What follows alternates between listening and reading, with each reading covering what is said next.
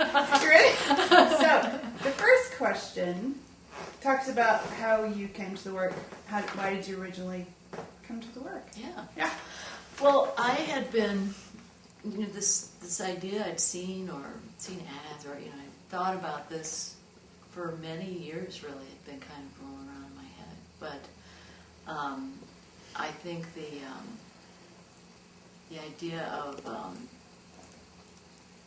just not being able to sing really loudly or vocalize loudly was also an issue. I wanted to be able to sing with other people and enjoy doing that.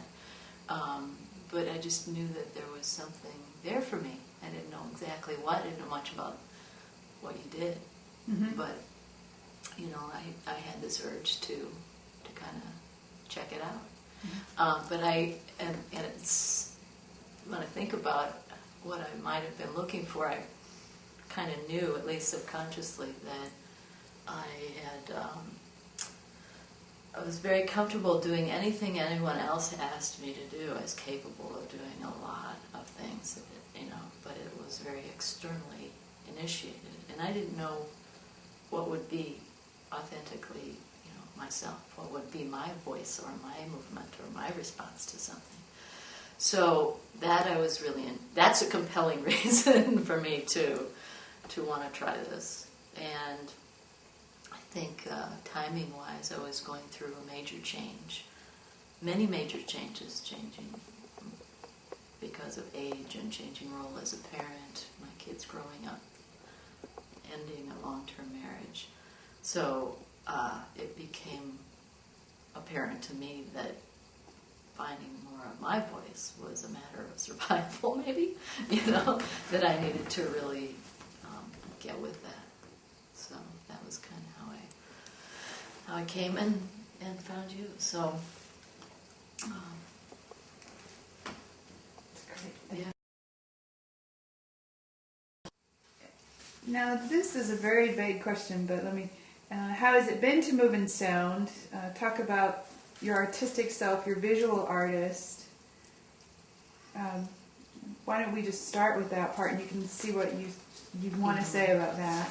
How's it been? Yeah. Yeah. And the other artistic experiences that you've had. Mm-hmm. That's interesting to me. Yeah. So I think that this whole process has been pretty important to my artist self. When I think, how has it been to move in sound? When I think about the first appointments we had, I had a lot of fear and a lot of anxiety about vocalizing and moving my body in front of anybody else. And I opened my mouth for the first time and nothing came out. I remember that, feeling very stuck and frozen. Mm-hmm.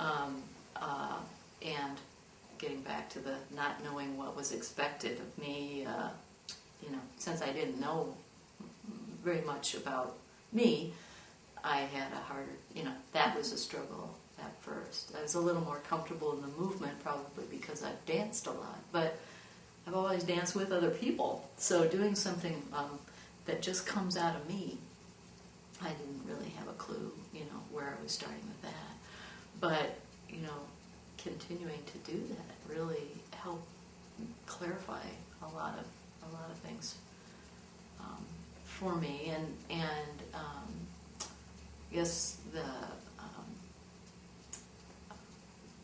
I sort of discovered that there's a dancer in me, and there's a performer and a singer in me, and other parts. I had been, I was a visual artist, but I really was kind of bored and stuck. And I think I was looking for something, I was looking for more integration in that, in my whole life, really. And in a lot of ways, talk therapy was only a real narrow band of color on a spectrum. And this was like, the full spectrum, and so that's been really great to be able to pull out all those parts that are there. see them sometimes for the first time and be sort of amazed and delighted or afraid, but still to keep moving through all of that and you know, be there with those things as they're happening. And so I don't know, as an artist, I have